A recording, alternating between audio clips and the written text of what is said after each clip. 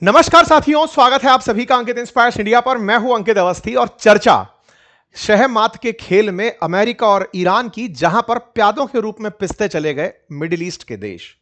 आज चर्चा एक ऐसी जंग की जहां अमेरिका ने जंग की बिसात हमेशा अपने पुराने इंटेंशंस कि पहले जंग करूंगा और जंग से पूरी दुनिया में अपना तेल का व्यापार बड़ा करूंगा और डिफेंस के इक्विपमेंट बेचूंगा। लेकिन इसी कहानी में भारत की एक ऐसी एंट्री हुई है जो निश्चित ही अमेरिका, जो पहले ही भारत की तरफ थोड़ी नजरें टेढ़ी करके रखा हुआ है, उसकी नजरें और ज्यादा टेढ़ी हो जाएंगी। ऐसा मैं इसलिए कह रहा हूं कि जब गल्फ देशों के साथ झगड़े चल रहे थे अमेरिका के, विशेष रूप से लड़ाई चल रही थी ईरान के साथ, लेकिन ईरान निपटा रहा था यूएई को, कतर को, कुवैत को, ओमान को, इन सब को एक के साथ एक निशाना बनाया जा रहा था। हद तो यह हुई कि इजराइल से ज्यादा गोले खाने वाला यूएई बनकर आया। तो ऐसे में अमेरिका को यह लगा कि एक दिन जब मुझे यह समझ पाएंगे कि मैं कितना पावरफुल हूं, तो ये पीड़ित होकर के हमसे डिफेंस वेपन खरीदने आएंगे।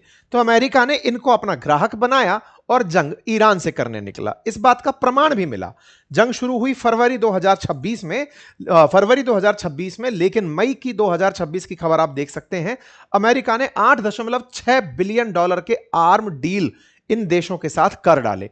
जो एक्सपेक्टेड था उसी ग्राउंड पर सब हुआ, यानी जो आप समझ रहे थे वैसा ही चल भी रहा था। अमेरिका को अल्टीमेटली इस जंग में तेल अपना बिकवाना था और डिफेंस इक्विपमेंट बिकवाने थे। यह सब देखने को मिला। यह हेडलाइंस बनकर आती हैं कि डिफेंस ने, यूएस ने अप्रूव कर दिया, साहब इतना $1 बिलियन का काम होगा। बढ़िया हो गया साहब, अमेरिका को सब कुछ समझ में आ गया। लेकिन इस बीच में एक देश यूएई, अल नयान, जो यहां के राष्ट्राध्यक्ष हैं, उन्होंने एक दाव चला और वो दाव मिलकर चला इजराइल के, क्योंकि इजराइल और भारत की मित्रता यूएई के लिए एक वरदान साबित हुई। और वो साबित किस तरह से हुई, तो इसे ऐसे समझिए कि नेतन्याहू इस जंग के दौरान यूएई जाकर आते हैं, सीक्रेटली विजिट करते हैं। हालांकि खुद यूएई के जो नेता हैं वो मना करते हैं कि नेतन्याहू नहीं आए। लेकिन आपको जानकर यह हैरानी होनी चाहिए कि जिस दौर में कोई नहीं पता लगा पाया, इजराइल ने यूएई के अंदर अपना आयरन डोम ले जाकर खड़ा कर दिया।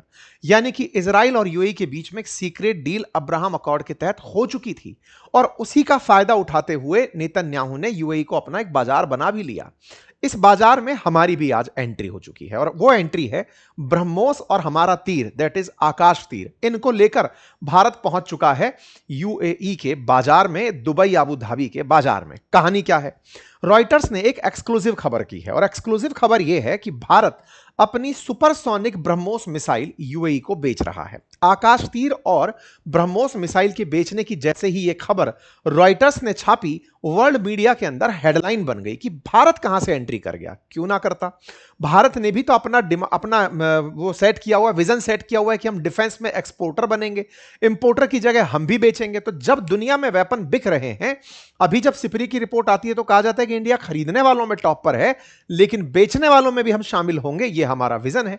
बस इसी के साथ ये जो खबर है, इसकी आज चर्चा आपके साथ की जा रही है। समझेंगे कि असल में यूएई को भारत पसंद कैसे आया। उसके पास तो अमेरिका एक अच्छा विकल्प था, तो भारत की एंट्री इस कहानी में कैसे हुई। देखिए, इस कहानी को और डिटेल में समझें, थोड़ा सा पहले आपको यूएई के बारे में समझ लेना चाहिए। जब मैं यूएई की बात करूं तो समझ जाइए कि हम बात कर रहे हैं अबू धाबी और दुबई की। बहुत सारे लोग संयुक्त अरब अमीरात को भूल जाते हैं कौन सा देश है, तो अब तो खैर आप नहीं भूलेंगे कि अबू धाबी और दुबई, ये दोनों इसकी दो बड़ी एमिरेट्स हैं। 7 एमिरेट्स वाला है यूएई। इस यूएई के साथ एक बड़ी स्ट्रेटेजिक प्रॉब्लम है और वो क्या है? ये दो देशों के साथ फिलहाल दुश्मनी लेकर बैठा है। एक तरफ शियाओं का, हम कहिए कि हमदम कहिए या उनका मुखिया कहिए, ईरान, और सुन्नियों का हेड बना हुआ सऊदी। होने को यूएई खुद भी एक सुन्नी राष्ट्र है, लेकिन सऊदी के साथ उसकी इन दिनों अनबन चल रही है। और यह अनबन तब और बढ़ जाती है जब सऊदी और पाकिस्तान एक डिफेंस पैक्ट कर लेते हैं। और उस डिफेंस पैक्ट में यह होता है कि अगर सऊदी पर कोई हमला हुआ तो पाकिस्तान उसके साथ खड़ा होगा। हाल ही में कुछ ऐसी स्थितियां बदली कि यूएई को ईरान से तो मतलब एक तरह से स्ट्राइक मिली ही थी। जब समय अमेरिका और ईरान के झगड़े चल रहे थे, उस समय पर ईरान ने इजराइल से ज्यादा बॉम्ब अगर किसी देश पर दागे तो वो यूएई था। नंबर दूसरा, सऊदी अरब के साथ भी ये लोग यमन के अंदर झगड़ कर बैठे थे।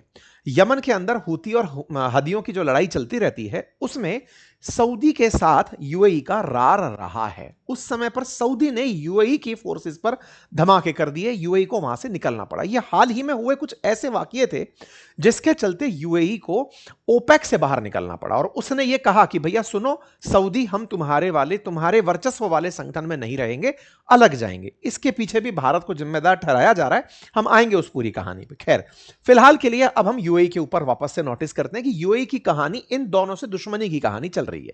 इनके साथ सॉफ्ट दुश्मनी है, इनके साथ बिल्कुल करारी वाली दुश्मनी है। हम कहां खड़े हैं? मर्चेंट बनकर खड़े हैं। तो साहब अब इस पूरी कहानी को डिकोड करते हैं।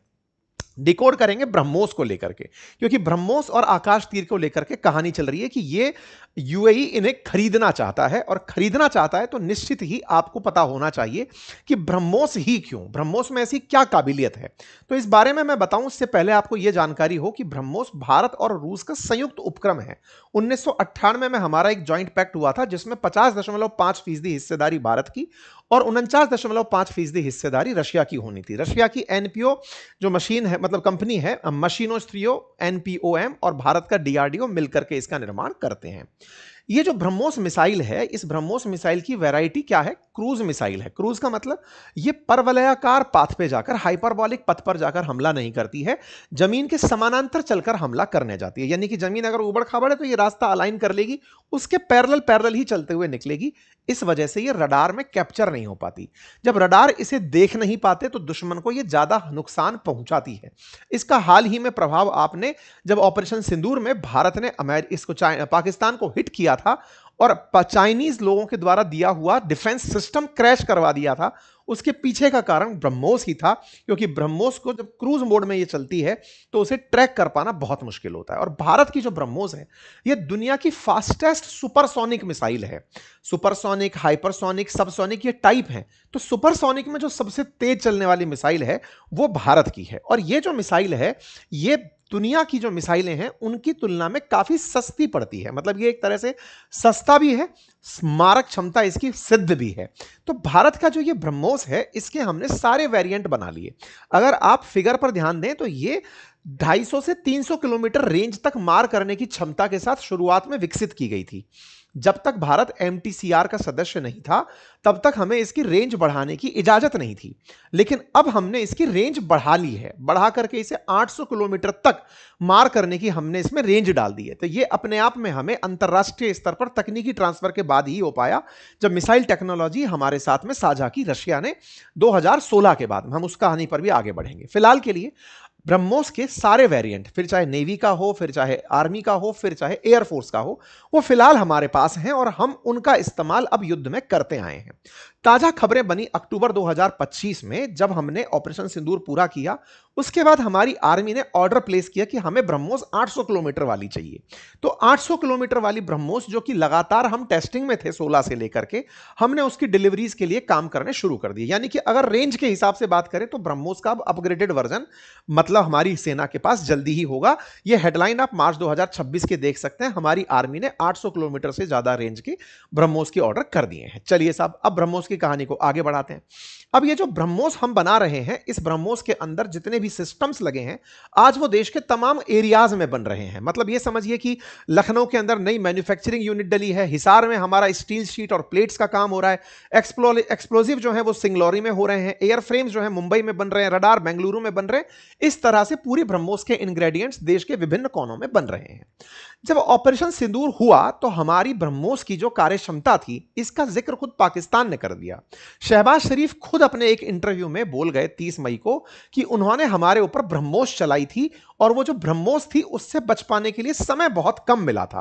पर हमारे पास जस्ट 30 सेकंड थे जब उनकी ब्रह्मोस चली थी। मतलब आप समझिए कि दुश्मन तारीफ कर रहा है कि उनकी ब्रह्मोस ने हमारा नुकसान किया था। तो ये जो घटना घटित हुई इससे बाजार में एक नोशन सेट हो गया, क्योंकि हमारा ये जो काम था ये 2025 का था।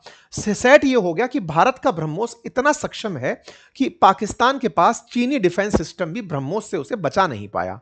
भारत ने जिस जिस जगह को टारगेट किया वहां वहां प्रिसाइजली अटैक किया। ये जो प्रिसाइजली हुआ अटैक था इसकी चर्चा सब जगह होने लगी। ये चीज इन्हें भी समझ में आई। किन्हें समझ में आई साहब? यूएई को समझ में आई। यूएई को ये समझ में आई। क्यों समझ में आई उसके पीछे का कारण मैंने बताया, क्योंकि इजराइल और ईरान की जंग में नुकसान जो सबसे ज्यादा पहुंचाया गया वो यूएई का ही था। और यूएई की इन दिनों जो स्थिति है वो सऊदी के साथ झगड़ने के बाद से लगातार खराब चल रही है। इस पर मैंने पहले भी कई सेशन किए हैं। यमन वाला मामला आपको बताया था जब ये आपस में लड़ लिए थे। और सऊदी के साथ पाकिस्तान का जो प्रेम है वही हमारा यूएई को अट्रैक्ट करने का बड़ा रीजन बना, क्योंकि हम उसी के बदले तो पाकिस्तान के बदले यूएई को मोटिवेट कर रहे हैं कि देखो हमारा दुश्मन वहां बैठा है, तो मतलब तुम्हारे ऊपर निशाना ये वहां से सधवाएगा। अच्छा, यूएई की 1/3 जो वर्तमान आबादी है उसमें भारतीय हैं, तो ऐसे भारतीयों का हमारा जो इंप्रेशन है यूएई के ऊपर वो बहुत पॉजिटिव है। बड़ा इन्वेस्टमेंट है भारत का यूएई के अंदर। तो ऐसे में हमने उस पूरे मौके को, दरकार को पकड़ा।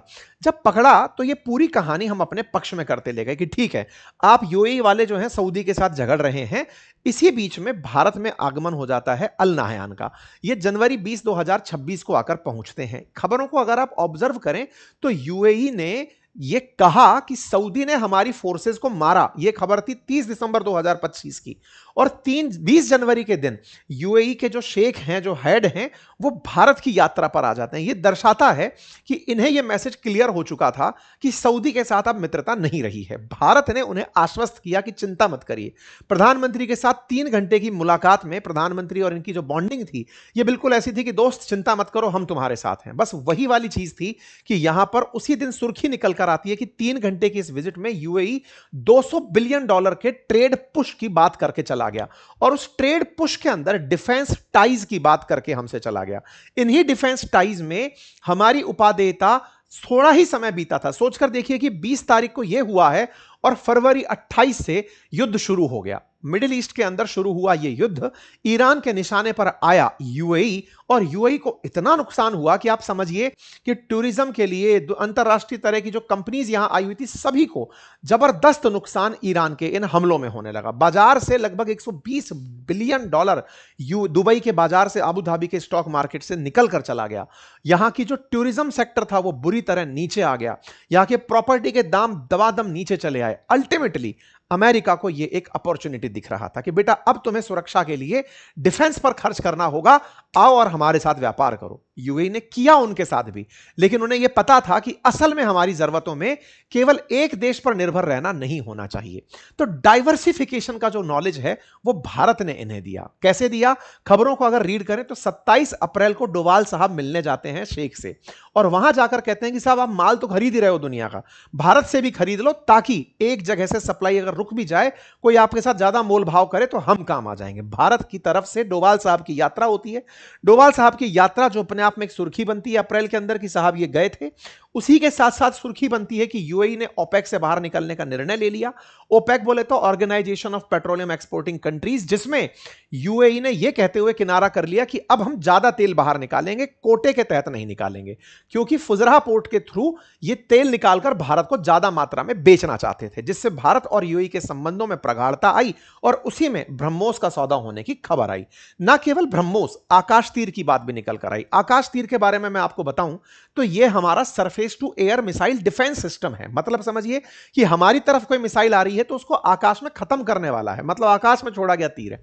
ब्रह्मोस तो दुश्मन पर जाकर नुकसान करने वाला क्रूज मिसाइल है।